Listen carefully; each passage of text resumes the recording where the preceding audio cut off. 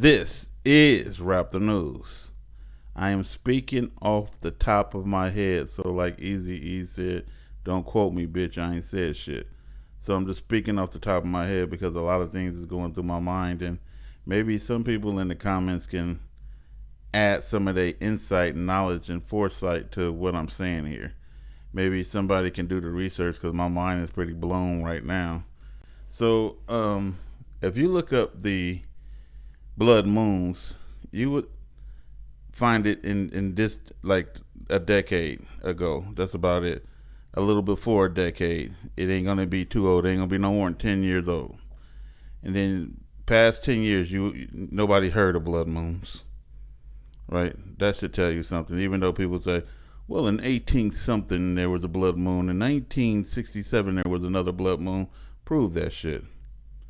Because is it written in any dictionary, any encyclopedia, anywhere that a blood moon happened? And what was a blood moon? Nobody even heard of that shit.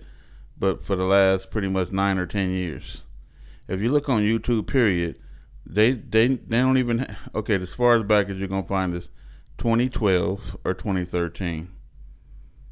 Other than that, you haven't heard of a blood moon, right? So it's a pretty new thing. The blood moons is supposed to be speaking to the children of Israel directly, meaning that these are your feast days, these are the days that you serve me, and basically that you, even though they change the times and dates, this is what it's supposed to mean. Not to say that it's real or not. Again, I'm speaking off the top of my head. These are your feast days. So if you ever get confused about your feast days and everything else, that blood moon is marking those days.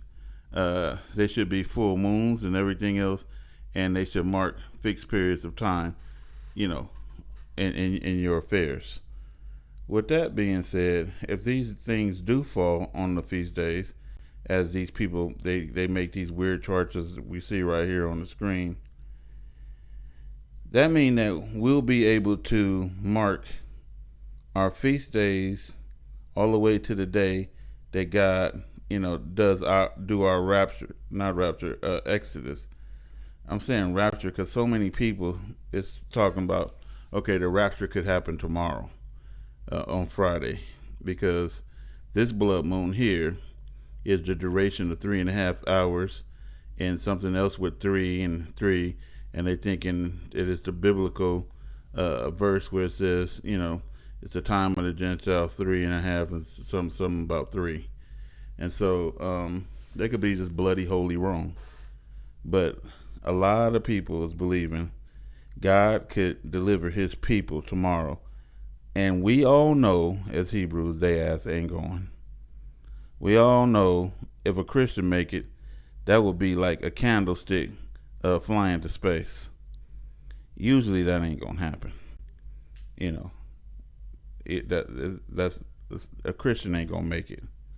Not believing in Jesus, you ain't gonna make it. Not worshiping a false idol god, y'all ain't gonna make it.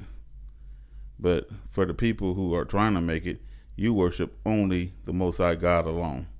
Now you're in the category of being potentially making it. Then your act have to be cleaned up. God ain't taking filthy McNuggets. He didn't take them before. All sinners, all wrongdoers got destroyed. Days of Noah, Sodom and Gomorrah, so on and so forth. They got destroyed, right? And so, if just say we are looking at God taking us out and putting us like he said, He putting us in a rest period after He take us out of captivity. That'll be something big and unexpected. You know what I mean? But that would also mark doom for the nations. All these people dreaming that they take us out, and then the government and the news media get right on TV and say it was an alien invasion and these people got abducted.